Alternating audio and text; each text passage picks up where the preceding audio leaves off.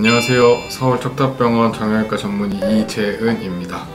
오늘은 우리 많은 환자분들께서 겪고 있는 발바닥 통증, 즉 족저근막염에 대해서 자세히 말씀드릴까 합니다. 족저근막염, 오늘 말씀드릴 부분은 발바닥 통증인데 흔히 족저근막염이라고 많이 알고 계신데, 발바닥 통증은 족저근막의 문제뿐만 아니라 이 발바닥으로 가는 신경이 부분이 눌리거나 아니면 피로골절이 생기거나 아니면 평발이란 구조적인 문제에 의해서 발바닥 혹은 발 뒤꿈치 통증 증후군이라고 많이 표현을 합니다.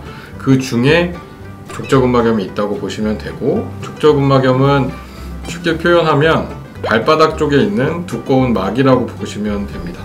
이 막은 우리가 걸을 때 그리고 서 있을 때 주로 사용하게 되며, 이 부분이 튼튼하게 유지가 되어야 잘 걷고 잘 서 있을 수 있다고 보시면 되고, 이 근막에 대한 스트레스가 자꾸 반복적으로 지속되거나 염증이 생기고 그 이로 인해서 부분적인 손상이 생기면 이런 것들을 저희가 통틀어서 족저근막염이라고 합니다. 족저근막염의 주된 전형적인 증상은 발바닥 통증이라고 할 수 있는데요.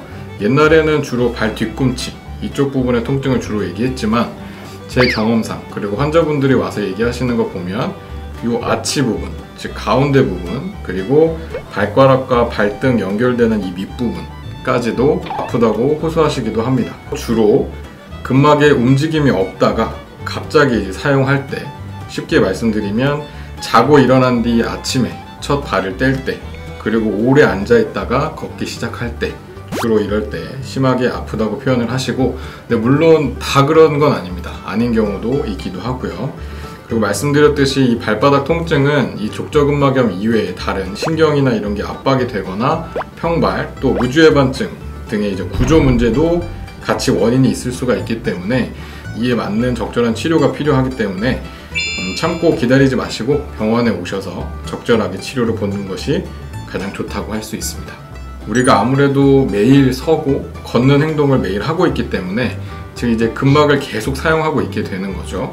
그래서 다른 관절 질환에 비해서는 치료 기간이 좀 길어진다고 볼 수가 있습니다. 근데 이 부분에 대해서 잘 모르시는 경우가 많아서 몇 주 정도 치료하고 나서 효과가 없다고 느끼시고 치료를 중단하시는 경우가 있는데, 약물 치료나 체외 충격파 이런 것만으로도 꾸준히 이런 치료만 하셔도 좋아질 수 있는 질환이기 때문에 여유를 갖고 치료하시는 게 중요하다고 할 수 있습니다. 대부분 처음 치료는 약물 치료나 충격파, 체외 충격파라 그래서 이 발바닥 부분에 그런 수축이나 이런 것들을 이완시켜주고 또 혈액순환이나 이런 걸 좋게 만들어준다고 보시면 되고, 발 뒤꿈치 부분에 심한 압통, 눌렀을 때 아픈 통증이 있을 때는 주사치료나 이런 게 효과적일 수 있고, 이런 보존적인 치료를 충분히 6개월 정도 충분히 했음에도 불구하고 통증이 지속되는 경우, 그리고 정밀검사를 통해서 봤을 때 이 근막이 일정 이상 찢어져 있거나 손상이 있을 경우에는 수술적인 치료나 이런 것도 할 수 있다고 보시면 됩니다. 치료에서 가장 중요한 부분은